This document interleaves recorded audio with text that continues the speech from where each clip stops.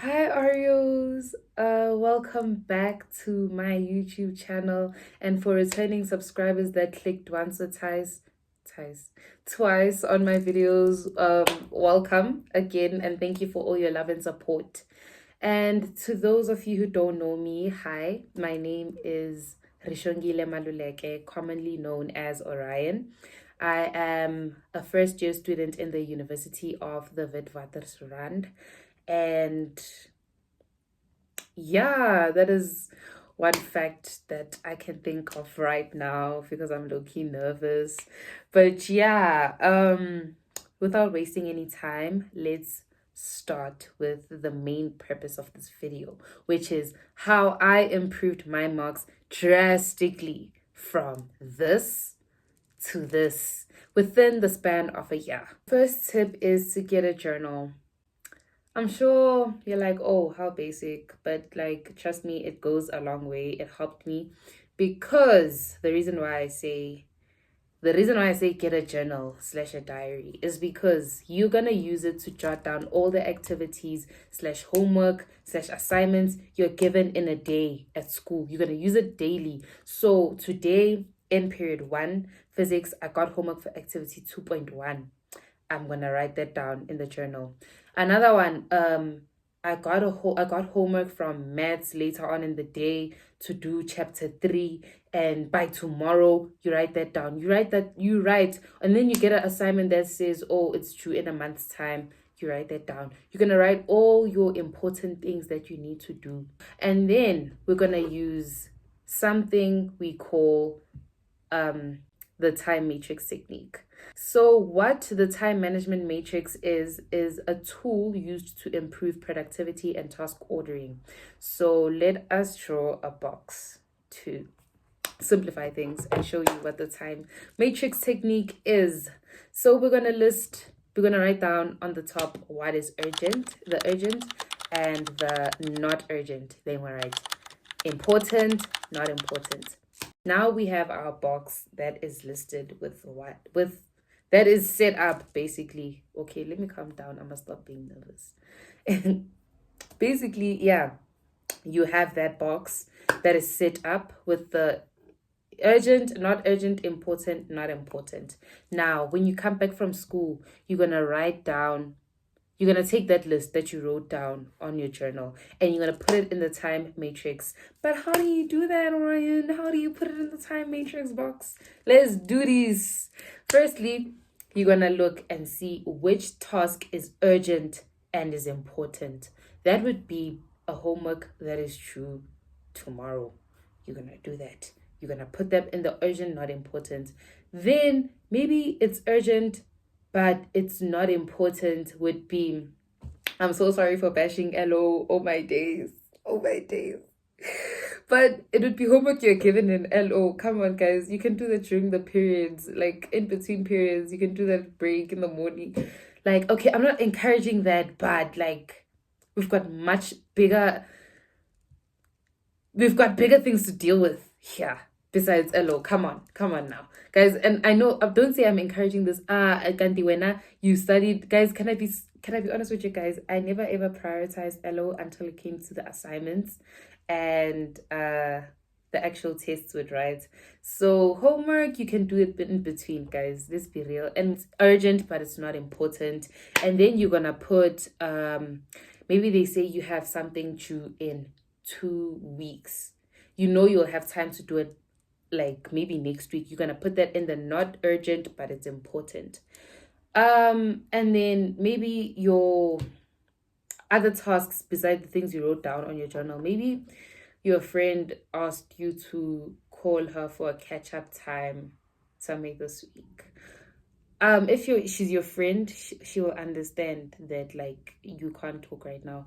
So we're gonna put it in the not urgent, not important, because it's not urgent and it's not important. It's important, yes, but not like that, if you get what I'm saying. So yeah, now we have our time matrix box thing. Now we're gonna take it and we're gonna create a study schedule. So we're gonna take the things that are in the urgent and important and jot them down on the side and note. Well, let's not jot them down on the side. We're going to note in our heads that, okay, we have to make time for this. So with your creating a study timetable, I used to block out all the important times where there was no way I could like compromise it. For example, school. You go to school from 7 to 2, and you're gonna block that out. You're gonna just block it out in your study schedule. You're gonna block all those out. Monday to Friday, school from 7 to 2. You cannot do anything about it. And then maybe 10 to 12 on Sundays, you go to church. You're gonna block that out as well. Now you know, you can see what times we're dealing with here, what times we have available to study and do all these tasks that we have at hand. Okay, now the next thing is you're gonna write down, okay, when you get home from this time to this time. I preferred starting with all the assignments that I jotted down. You see the ones I jot down during the day that is urgent and important. I want to do those first before I'm tired, before I'm anything. I do those and I dedicate an hour at most, maybe for homework that is a bit difficult and a bit long, an hour at most. Dedicate your time depending on how long the homework is. And I would like you guys to avoid saying your homework is gonna take an hour long just because you know deep down in your heart that that homework is gonna take 15 minutes, but you're writing down an hour. So that will end up leading to you actually doing donsaring that homework. What's donsaring? Actually dragging that homework, donsa, and making it an hour, knowing very well you're gonna finish in 15 minutes. We call that Parkinson's law. That is Parkinson's law, where if you sit, wait, let me Google it so that I can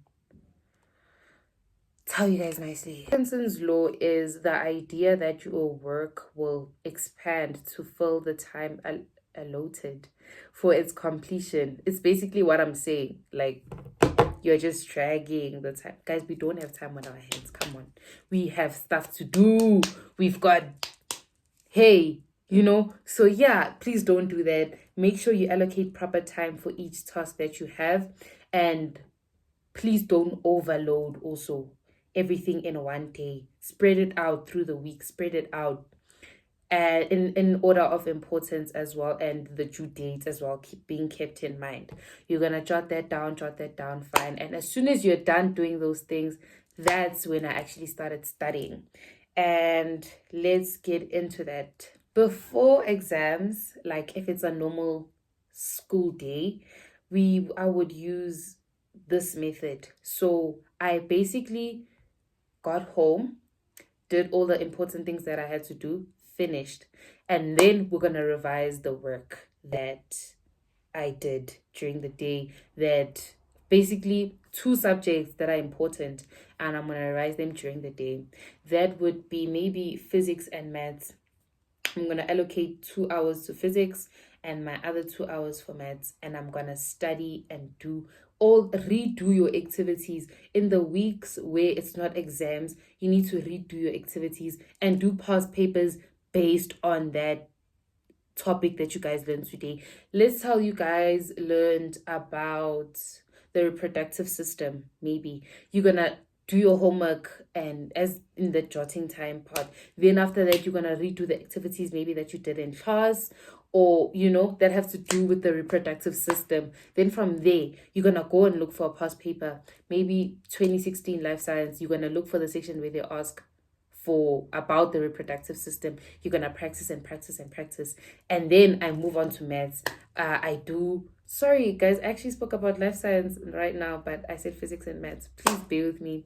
You get what I'm saying though. And then in maths, maybe it's number patterns. You're gonna do the activities you did in class, redo them again. Then from there, you're gonna go and look for past paper 2017 maths paper 1. You're gonna go to the section where they ask for number patterns, and you're gonna do that. So that is what I did all the time, where you revise what you learned in class, do the activity, then do a past paper, then do a past paper.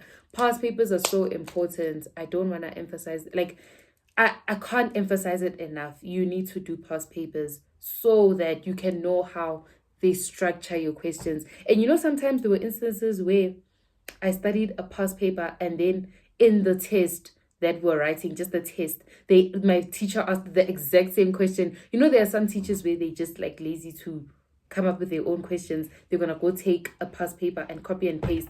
Do you know how many times that has happened? I was just like, oh, okay, and stuff. And I'll jabula now, and then I'm like just writing. That is basically why it's so important to do your timetables. I mean your past papers. I'm not saying do past papers in hopes for that. At the end of the day, like, you're just getting used to the structure of the questions. You don't know how they ask questions. Where do you know that from? You do not know how they ask questions, my love. So yeah, with that, I just wanted to emphasize that do at least 2 subjects a day.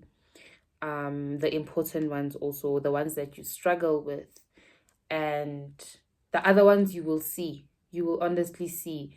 You need to learn priorities, and it's like, how they say some subject has to go down. Like, I'm not saying that, no, all your marks are going to be proper. You see, my marks were all proper, but then LO has to go down. Come on now.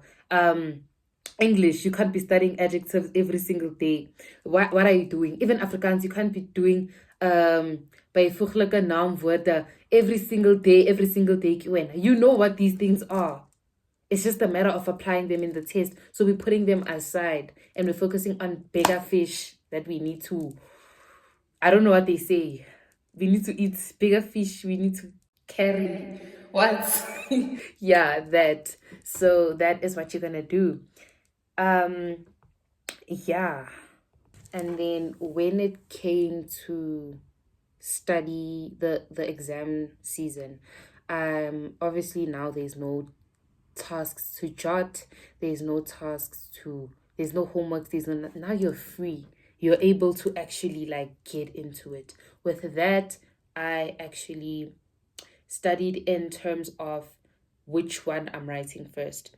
So usually it's like last week is the end of school, like basically you attending school. Then this week is exams and it starts maybe on Friday. I'll study it in that order. And because I was studying before using the whole method where I study 2 subjects a day and stuff, it's not that much for me to study already. So when I get into the exam season, I already studied, but it's a matter of revision and it's a matter of reinforcing those subjects in your brain, So then that's where I solely focus on study time.